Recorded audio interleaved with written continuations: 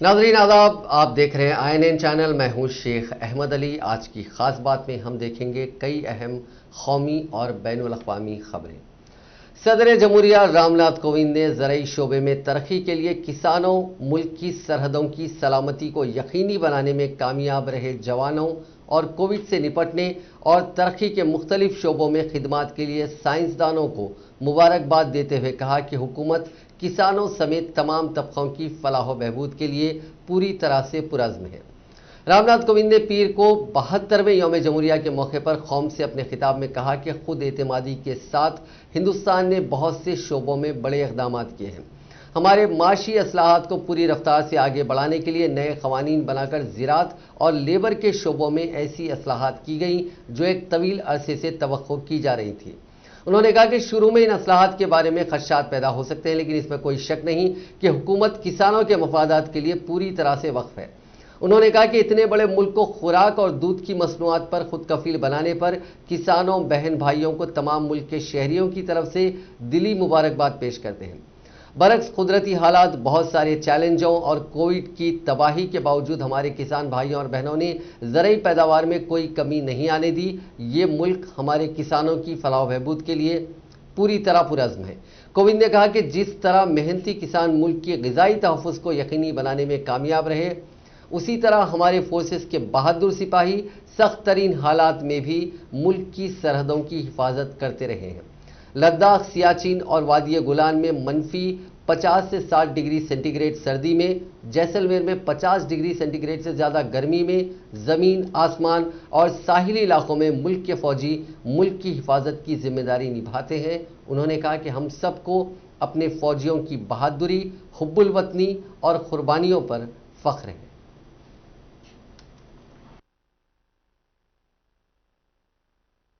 नमस्कार।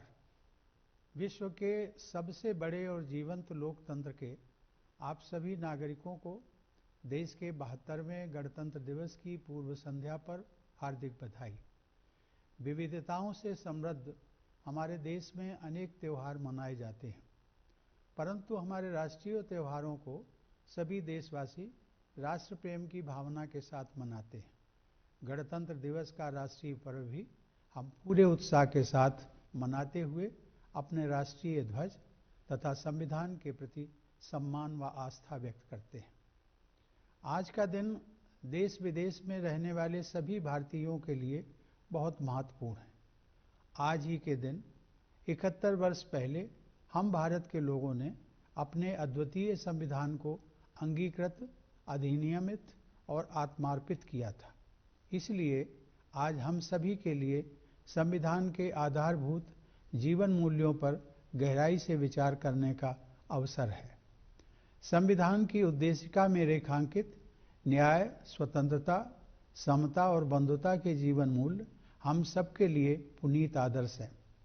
यह उम्मीद की जाती है कि केवल शासन की जिम्मेदारी निभाने वाले लोग ही नहीं, बल्कि हम सभी सामान्य नागरिक भी इन आदर्शों का दृढ़ता व निष्ठापूर्वक पालन करें।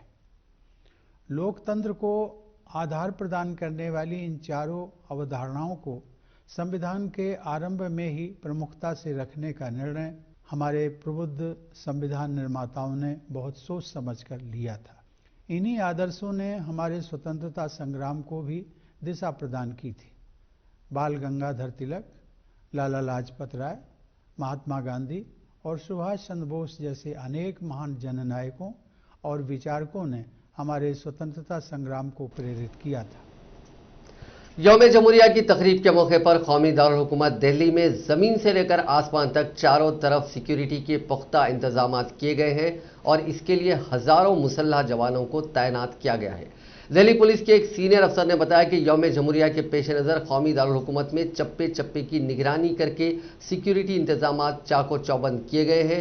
यौम जमहूरिया की तकरीब के साथ साथ किसानों की ट्रैक्टर रैली के लिए भी सिक्योरिटी के फुल प्रूफ इंतजाम किए गए हैं।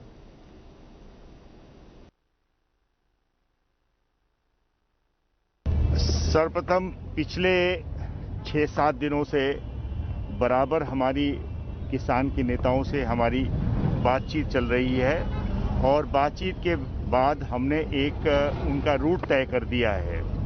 जिसको वो मानते हैं, और उनके जो रिटन एप्लीकेशन में वो रूट भी उसी प्रकार से उन्होंने चिन्हित किया और जिसको हमने अग्री कर लिया है। एक तो ये है, और दूसरा बराबर हमारा संपर्क है, और हम हमेशा इन सारे रूट पे हम इस प्रकार से फैसिलिटेशन करेंगे उनको कि उनको रूट अपना जानकारी में रहे और उसी प्रकार से वो जाएं, और हमने उनको साथ में ले जाकर के रूट भी दिखा दिया है। सर, आप बिल्कुल सही कह रहे हैं कि इस समय पे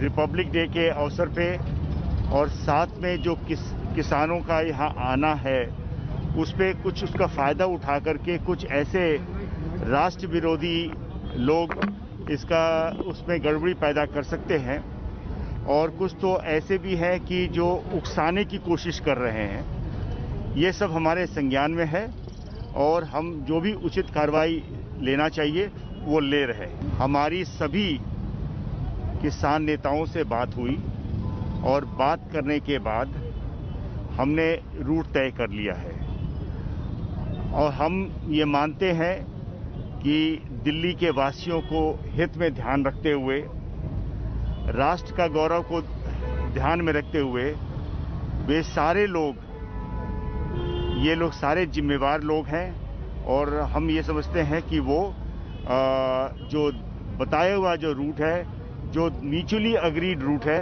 उस पे वो जाएंगे। सबके सहयोग से किसान नेताओं और हर एक जो किसान जो यहाँ आए हुए हैं उनका सहयोग से, दिल्ली के जो नागरिक हैं उनके सहयोग से। वजीर आजम नरेंद्र मोदी ने आज बच्चों से मुल्की तनाजुर में हर चीज को देखने की अपील की और कहा कि उन्हें यह सोचना चाहिए कि वो मुल्क के लिए क्या कर सकते हैं। मोदी ने पीर के रोज वजीर आजम कौमी अवार्ड याफ्ता खिलाड़ियों से वीडियो कॉन्फ्रेंसिंग के जरिए खिताब किया। इस मौके पर मरकजी वजीर बराए खवातीन और बच्चों की फलाह बहबूद स्मृति ईरानी भी मौजूद थीं। ये अवार्ड हर साल यौम जमहूरिया के मौके पर दिए जाते हैं। वज़ीर आज़म ने बच्चों से कहा कि वो 3 चीज़ें अपने जहन में रखें। उन्होंने बच्चों से 3 अज़्म करने को कहा। सबसे पहले तसलसल का अहद, काम की रफ्तार में कोई कमी नहीं होनी चाहिए। दूसरा मुल्क के लिए अहद, अगर हम मुल्क के लिए काम करते हैं और मुल्क के तनाजुर में हर काम को देखते हैं तो वो काम खुद से ज़्यादा अहम हो जाता है। वज़ीर आज़म ने कहा कि आज़ादी के 75वें साल में बच्चों को सोचना चाहिए कि वो मुल्क के लिए क्या कर सकते हैं। उन्होंने कहा कि बच्चों को आजिज़ी व इनकिसारी का तीसरा अहद करना चाहिए। हर कामयाबी के साथ हमें ज़्यादा आजिज़ी व इनकिसारी के साथ रहना चाहिए, क्योंकि हमारी आजिज़ी दूसरों को भी हमारी कामयाबी पर खुश होने की तरगीब देगी। का गौरव बढ़ाने की एक परंपरा दिखाई देगी। अभी जो वीडियो फिल्म चल रही थी उसमें आप सबकी उपलब्धियों पर विस्तार से बात की गई है। आप में से कई बच्चों के बारे में तो मुझे बीच बीच में पता चलता रहता है, सुन चुका हूं। अब जैसे देखिए, मुंबई की बेटी हमारी काम्या कार्तिकेयन, आपको याद होगा मैंने मन की बात में भी एक बार उसके विषय में जिक्र किया था। काम्या को पर्वतारोहण के क्षेत्र में देश का नाम ऊंचा करने के लिए यह पुरस्कार मिला है। आइए आज हम काम्या से ही बात करते हैं, उनसे ही शुरू करते हैं। उनसे पूछना जरूर चाहता हूं, काम्या अभी हाल फिलहाल में, मैं नहीं मानता हूं आप चैन से बैठती होगी, कुछ न कुछ करती होगी, तो किस नए पर्वत पर आपकी विजय प्राप्त करके की है? क्या किया इन दिनों कुछ, या फिर कोरोना की वजह से कुछ कठिनाइयां आ गई, क्या हुआ? सर, कोरोना ने पूरे देश को ही थोड़ी कठिनाइयां दी है, पर एज यू सेड हम ऐसे बैठे नहीं रह सकते। हमें कोरोना के बाद भी स्ट्रांग बाहर आना है। तो मैंने अपनी ट्रेनिंग और पूरी रूटीन कोरोना के दौरान भी जारी रखी है, और अभी हम इस समय गुलमर्ग में हैं जो जम्मू कश्मीर में है, और मेरे अगली क्लाइंब के लिए ट्रेन कर रहे हैं जो नॉर्थ अमेरिका में माउंट देनाली है, और हम जून इस साल में माउंट देनाली चढ़ने के लिए अभी ट्रेन कर रहे हैं। सर, तो अभी आप बारामूला में हैं? जी सर, थैंकफुली ऑफिस ने हमें बहुत हेल्प किया है एंड उन्होंने भी पिछले 3 दिनों से 24/7 काम किया है और हम यहाँ पे बारामूला में आके आपसे इलाहाबाद हाई कोर्ट में योगी हुकूमत के जरिए नाफिज करदा जबरी तब्दीली मजहब कानून यानी लव जिहाद कानून के खिलाफ कई अर्जियां दाखिल की गई हैं, जिसकी समाअत योगी हुकूमत सुप्रीम कोर्ट में कराना चाहती थी। इस सिलसिले में उत्तर प्रदेश की योगी हुकूमत ने सुप्रीम कोर्ट में अर्जी दाखिल की हुई थी, जिसे अदालत उज़्मा ने मुस्तरद कर दिया। योगी हुकूमत को जोरदार झटका देते हुए अदालत उज़्मा ने कहा कि इस सिलसिले में इलाहाबाद हाई कोर्ट जब समाअत कर रहा है तो फिर इसे मुंतकिल करने की कोई जरूरत नहीं है।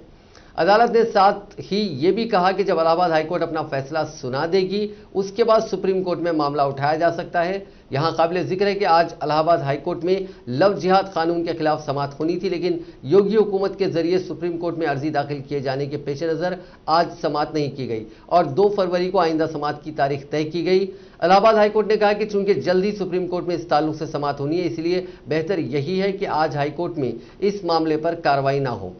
चीफ जस्टिस गोविंद माथुर और जस्टिस एस शमशीरी की डिवीजनल बेंच ने इलाहाबाद हाईकोर्ट में आज मजहब तब्दीली कानून के आईनी जवाज पर सवाल उठाने वाली अर्जियों पर समाअत के लिए 2 फरवरी की तारीख मुकर्रर की है।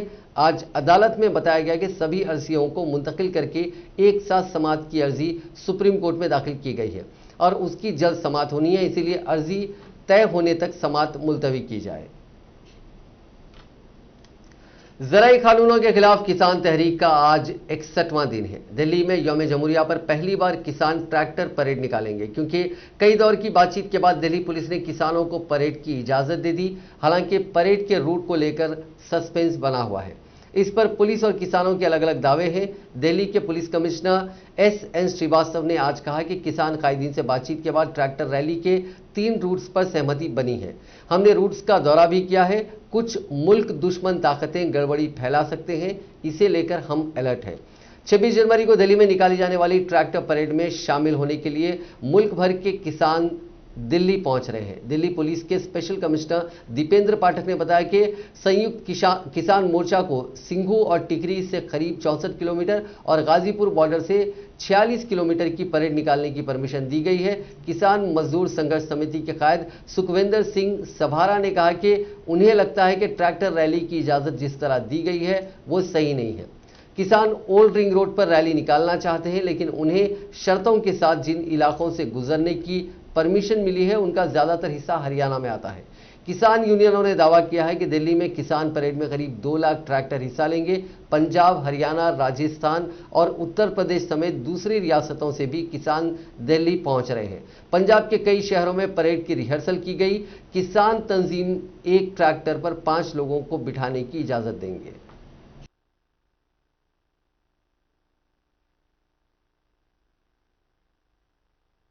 आज ये एक जानकारी हमको कल से ही मिल रही कि पेट्रोल पंपों को ये आदेश कर दिया कि आप ट्रैक्टरों को डीजल नहीं दोगे। ये तो गंभीर आरोप एक किस्म का है किसानों के प्रति।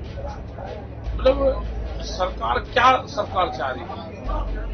मतलब डीजल ना देकर ट्रैक्टर दिल्ली में नहीं आ सकता, ये गलत है। सरकार ना करे ना, ऐसे किसान रुकेगा। और जो किसानों को डीजल नहीं दे रहा कोई भी पंप, अब उत्तर प्रदेश सरकार से भी ये लगता है कि वो भी एक आंदोलन करवाने के मूड में। बहुत इशू वहां पे भी हमारे हैं और हम भी जा रहे हैं पेट्रोल पंप पर, किसी को जाएंगे वो लेकर ट्रैक्टर, वहां देखते हैं कि वहां किस तरह का माहौल और क्या वे चीजें बता। तो अब अपने गौशाली को ये गंभीर आरोप सरकारों की तरफ हमारा है कि इस तरह की हरकत मत करें। गन्ने का भुगतान आप दे नहीं रहे, उसमें रेट आप डाल नहीं रहे, किसान दिल्ली में आ रहा है उसको यहाँ आने नहीं दे रहे, आप उसको रोक रहे हो। यहाँ पर पुलिस प्रशासन बात कर रहा है, वहां पे आप डीजल नहीं आप दे रहे। तो सरकार चाहती क्या है? देखो, जो किसान यहाँ पर आ गया वो सब अपनी प्रॉपर्टी, अपना घर, अपना सब कुछ दांव पर लगा कर आ गया। ये गलत फहमी अपने दिमाग में से निकाल दो। सरकार के किसान वापसी चला जाएगा, किसान वापसी नहीं जाएगा। किसान पूरी नफरत के साथ में इस आंदोलन को आपके खिलाफ चलाएगा। जो हरकत करोगे, ये देख रहा है सब किसान, जितना आप तंग करोगे। बराए मेहरबानी करके इसको 1 आध घंटे में आदेश देकर इन्हें ट्रैक्टर को दिल्ली आने दो। हमारी बात होगी है उत्तर प्रदेश पुलिस, हरियाणा पुलिस और दिल्ली पुलिस और हमारा जो किसान संगठन है उसने बातचीत कर ली है। वो रोड मैप पूरे बन चुके हैं और हम जो भी गाइडलाइंस होगी उसका पूर्ण रूप से किसान पालन कर रहा है। हमने अपने किसानों को कहा कि जब दिल्ली में परेड में आप शामिल होंगे तो स्पीड 10 से 15 के करीब की आपकी स्पीड होगी। उसका रूट मैप पूरे दे दिए। दिल्ली में किसान जाएगा शांतिपूर्ण तरीके से जाएगा और जिस रूट से जाएगा दूसरे रास्ते से निकल कर आ जाएगा। और दिल्ली पुलिस ने रूट मैप और सारी चीजें हमारी फोर्सेज को सारी चीजें तैयार कर रही है। हम तिरंगे झंडे आगे हैं वो हम देने लग रहे हैं सबको। ये नेशनल परेड है। किसान नेशनल परेड नहीं निकाल सकता क्या? किसान भी नेशनल परेड निकाल सकता। तो ये है कि अपना खोल दो, नहीं तो फिर अगले इलाज भी वे फिर हमारे पे फिर ये ना कहियो कि हमने ये नहीं कहा था। फिर हम दूसरा भी काम वहां पर करेंगे। जो किसान है सड़कों पर आएगा और ये हाईवे पाईवे जो चल रहे हैं सब बंद होंगे जब तक ये आंदोलन चलेगा। ये ना हो कि धरना भी एक जगह है उत्तर प्रदेश में, धरना 20 जगह चले। ये सिफारिश ना करवाते फिर तो या तो इनको खोल दो बस अभी पेट्रोल पंपों को। आज ये एक जानकारी हमको कल से ही मिल रही कि पेट्रोल पंपों को ये आदेश कर दिया कि आप ट्रैक्टरों को डीजल नहीं दोगे। ये तो गंभीर आरोप की किस्म का है किसानों के प्रति। मतलब सरकार क्या सरकार चाह रही है? मतलब डीजल ना दे के ट्रैक्टर दिल्ली में नहीं आ सकता। ये गलत है। सरकार ना करे ना ऐसे किसान रुकेगा। वोटर आईडी कार्ड खोने या खराब हो जाने पर इसे दोबारा बनवाना बड़ा मुश्किल होता है। अब इलेक्शन कमीशन ऑफ इंडिया ने यह मसला दूर कर दिया है। आज से वोटर आईडी को डाउनलोड किया जा सकेगा। 31 जनवरी तक सिर्फ वो वोटर्स अपनी वोटर आईडी डिजिटल फॉर्मेट में ले पाएंगे जिन्होंने पिछले साल नवंबर-दिसंबर में अप्लाई किया था। 1 फरवरी से सभी वोटर्स को यह सहूलत मिलने लगेगी। नेशनल वोटर्स डे पर इलेक्शन कमीशन ने ई एपिक स्कीम शुरू की है। एपिक यानी इलेक्ट्रल फोटो आइडेंटिटी कार्ड। इसके जरिए आप अपने वोटर आईडी को अपने मोबाइल में डाउनलोड कर पाएंगे। इसका प्रिंट भी लिया जा सकेगा। वजीर कानून रविशंकर प्रसाद ने इसकी शुरुआत की है। इस दौरान 5 नए वोटर्स को ई वोटर कार्ड दिए गए। ये सहूलत शुरू होने के बाद वोटर आईडी का इंतजार नहीं करना होगा। वोटर लिस्ट में नाम शामिल होते ही इसे डाउनलोड किया जा सकेगा। वोटर इस कार्ड को प्रिंट कर सकते हैं, इसे लैमिनेट कर सकते हैं या इसे सहूलत के हिसाब से डिजिटली स्टोर कर सकते हैं। ई एपिक डाउनलोड करने से पहले केवाईसी करना होगा। यह सहूलत मिलने के बाद वोटर को एड्रेस चेंज होने पर बार बार नया कार्ड बनवाने की जरूरत नहीं होगी। इसके लिए सिंगल ई एपिक काफी होगा और क्यूआर कोड में बदल पाते ही बदले पते के साथ ही इसे नए सिरे से डाउनलोड किया जा सकता है। जिन वोटर्स का वोटर आईडी कार्ड खो गया है या खराब हो गया है वो फ्री में डुप्लीकेट कार्ड डाउनलोड कर सकेंगे। अभी इसके लिए 25 रुपए देने होते हैं। गुज़िश्ता काफी तवील अरसे से मशरकी लद्दाख खित्ते में लाइन ऑफ कंट्रोल पर कशीदगी के दरमियान चारशंबे के रोज हिंदुस्तान और चीन के फौजियों के दरमियान सिक्किम में फिर से झड़प हुई। ताहम फौज का कहना है कि मामूली झड़प थी और मकामी कमांडरों की सतह पर मसले को हल कर लिया गया। दोनों मुल्कों के फौजियों के माबीन ताज़ा झड़पों से मुतालिक मीडिया रिपोर्ट्स पर सूरत हाल की वजाहत करते हुए फौज ने आज कहा कि शुमाली सिक्किम के निकोला में चारशंबे के रोज दोनों तरफ से फौजियों के दरमियान मामूली झड़प हुई। दोनों तरफ के मकामी कमांडरों ने मामले को तयशुदा बंदोबस्त के तहत हल कर लिया। फौजियों के माबीन ताज़ा झड़पें गुज़िश्ता 10 माह से तवील तातुल को खत्म करने के लिए कोर कमांडर की सतह पर होने वाली बातचीत से पहले हुई। गैर मुसद्दिका इत्तलात में बताया गया कि झड़प में दोनों तरफ के फौजी जख्मी हुए और सूरत हाल कशीदा मगर काबू में है। उन्होंने कहा कि चीनी फौजियों ने फिर से हिंदुस्तानी सरहद में दाखिल होने की कोशिश की जिसे हिंदुस्तानी फौजियों ने नाकाम बना दिया और चीनी फौजियों को करारा जवाब दिया। इतवार के रोज दोनों तरफ के कमांडरों ने 16 घंटे से ज्यादा बातचीत की। जराये के मुताबिक कमांडरों की बातचीत में दोनों मुल्कों के दरमियान तातुल को खत्म करने के बारे में मुख्तलिफ उमूर पर तबादला ख्याल किया गया। उन्होंने कहा कि मुज़ाकरात में काफ़ी पेशरफ्त हुई है लेकिन फौज को पीछे हटाने के बारे में कोई इत्तेफाक राय नहीं हुआ। दुनिया में कोरोना मरीजों का आंकड़ा 10 करोड़ के करीब पहुंच गया है। 7 करोड़ 18 लाख से ज्यादा लोग ठीक हो चुके हैं। अब तक 21 लाख 40 हजार से ज्यादा लोग जान गंवा चुके हैं। इसी दौरान 5 दिन बाद ब्रिटेन को कोरोना से थोड़ी राहत मिली है। मुल्क में 19 जनवरी से लगातार 1000 से ज्यादा मौतें हो रही थी। इतवार के रोज ये तादाद 610 रही। हालांकि हर दिन 30,000 से ज्यादा नए मरीज मिल रहे हैं। इसे देखते हुए हुकूमत ने मुल्क में लॉकडाउन को 16 जुलाई तक बढ़ा दिया है। उधर पाकिस्तान ने रूस की स्पुतनिक वी वैक्सीन को इमरजेंसी यूज के लिए मंजूरी दे दी है। हिंदुस्तान में कोरोना वायरस के नए केसेस में पिछले 24 घंटों के दौरान नुमायां कमी आई है और इसी मुद्दत के दौरान यौमिया केसेस 14,000 से भी कम रहे हैं, जबकि इसी अरसे में मोजी वबा को शिकस्त देने वालों की तादाद निस्बतन ज्यादा ही रही। दरियासरा मुल्क में अब तक 16,15,504 अफराद की कोविड-19 वैक्सीन की टीकाकारी हो चुकी है। पीर की सुबह मरकजी वजारत सेहत की जानिब से जारी आदाद और शुमार के मुताबिक गुज़िश्ता 24 घंटों के दौरान मुल्क में कोरोना वायरस के 13,203 नए केसेस रिपोर्ट हुए, जिससे यह तादाद 1,06,67,000 हो गई है। इसी अरसे के दौरान 13,298 मरीज सेहतमंद हुए, जिसके बाद इसकी मजमूई तादाद 1,03,30,084 हो गई है। एक्टिव केसेस 226 से घटकर 1,84,182 रह गए। गुज़िश्ता 24 घंटों के दौरान मुल्क में कोरोना के 131 मरीजों की मौत से हलाकशुदगान की मजमूई तादाद 1,53,470 हो गई है। तेलंगाना में कोविड-19 के 148 नए मामला दर्ज किए गए हैं, जिसके बाद रियासत में मामलात की तादाद बढ़कर 2,93,401 हो गई है। रियासत में बहसत मजमूई अमवात की तादाद बढ़कर 1,590 हो गई है, क्योंकि गुज़िश्ता 24 घंटों के दौरान मजीद एक मौत हुई है।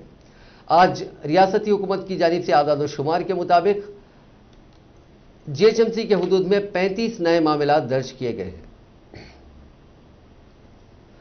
लॉकडाउन में बाजार बंद रहा, लोगों ने सामान नहीं खरीदा, फिर भी मुल्क की टॉप 10 कंपनियों समेत ज्यादातर कंपनियों को रिकॉर्ड मुनाफा हुआ। इंफोसिस जैसी कंपनियों के मार्केट कैप 50% से ज्यादा बढ़ गए। इसकी 3 खास वजह हैं। पहले सस्ते ब्याज पर बैंक लोन, दूसरी सस्ता कच्चा माल और तीसरा पहले जितने सैलरीज या कम सैलरी में मुलाजिमीन का ज्यादा काम। इन तीनों वजहों से कंपनियों का खर्च बेहद कम हो गया। इसलिए बाजार में मांग घटने के बावजूद कंपनियों ने 2020 में रिकॉर्ड मुनाफा कमाया। मार्च 2020 के आखिरी हफ्ते में लॉकडाउन लगा, आने जाने पर रोक लगी और फैक्ट्रियां बंद हो गई। जिनके पास भी तैयार कच्चा माल था, उन्होंने औने पौने दाम में बेच दिया। हिंदुस्तान से सबसे ज्यादा कच्चा माल खरीदने वाला चीन पहले ही लॉकडाउन कर चुका था। जब जून में अनलॉक शुरू हुआ तो कच्चे माल वाली कंपनियों ने बचा कुचा माल भी सस्ते दामों पर बेच दिया। लॉकडाउन का वक्त मार्च से अप्रैल का था। इसी वक्त ज्यादातर कंपनियों में मुलाजिमीन की तनख्वाहें बढ़ाई जाती हैं, लेकिन रिलायंस जैसी कंपनियों ने मुलाजिमीन की तनख्वाहें काटी।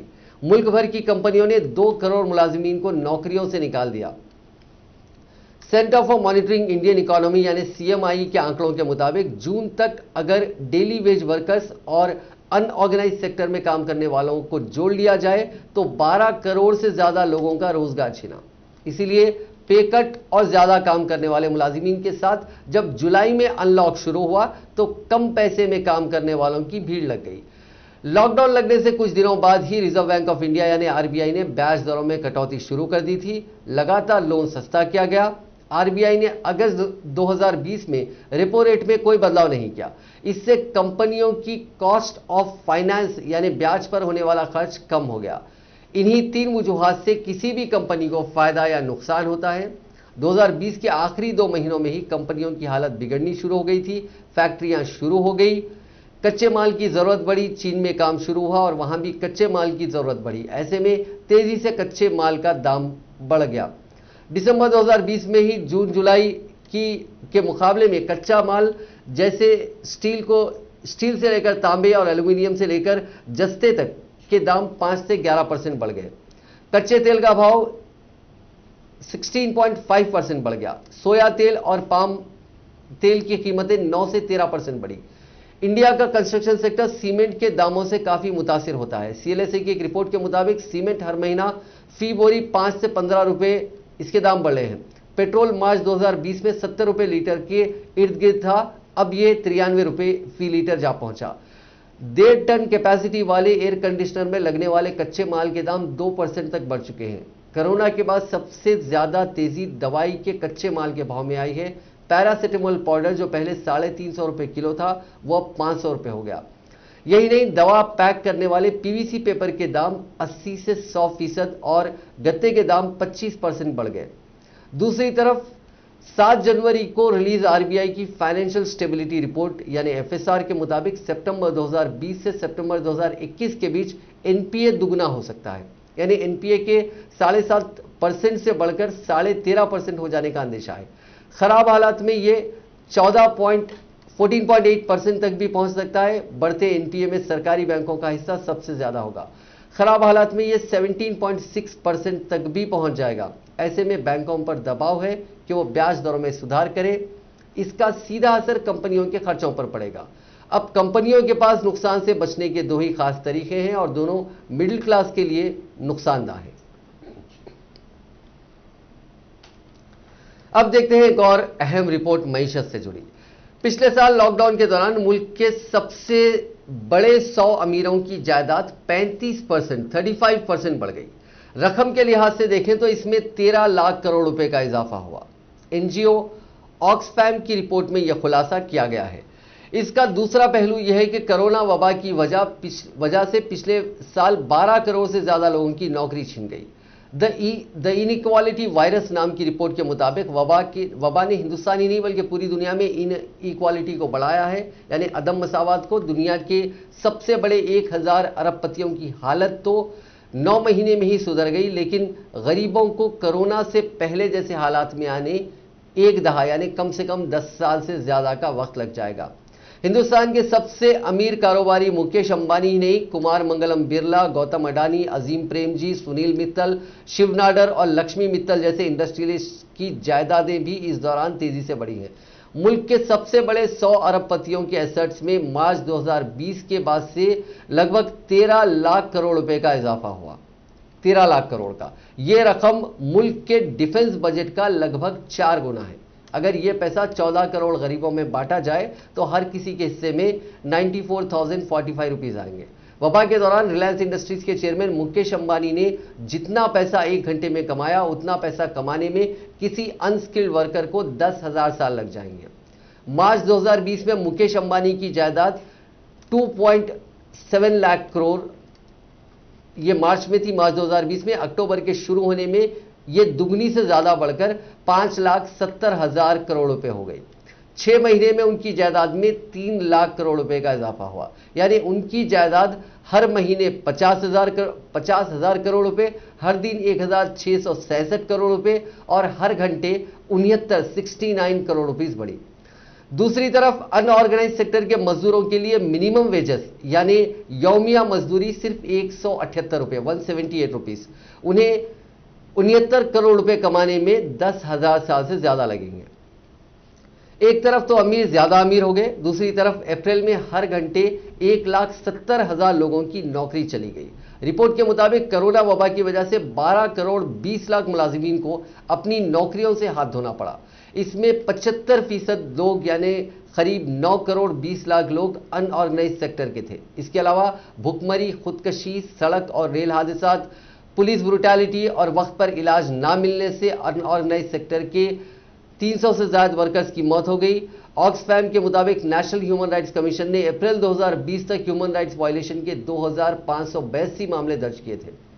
रिपोर्ट के मुताबिक कोरोना वबा के दौर में इंडिया के 11 अरबपतियों की जायदाद में जितना इजाफा हुआ है उतने पैसों से 10 साल के लिए मनरेगा या 10 सालों तक वजारत सेहत का खर्च चलाया जा सकता है। रिपोर्ट में यह भी कहा गया कि दुनिया भर में 18 मार्च से 31 दिसंबर 2020 तक अरबपतियों की जायदाद में 3.9 ट्रिलियन डॉलर यानी 284 लाख करोड़ का इजाफा हुआ। इस दौरान दुनिया के 10 सबसे बड़े अरबपतियों की जायदाद 540 बिलियन डॉलर या 39 लाख करोड़ बढ़ी है। नाज़रीन, आज की खास बात में बस इतना ही। आपसे कल मुलाकात होगी नई खबरों के साथ, नए एनालिसिस के साथ। फिलहाल दीजिए इजाजत। खुदा हाफिज।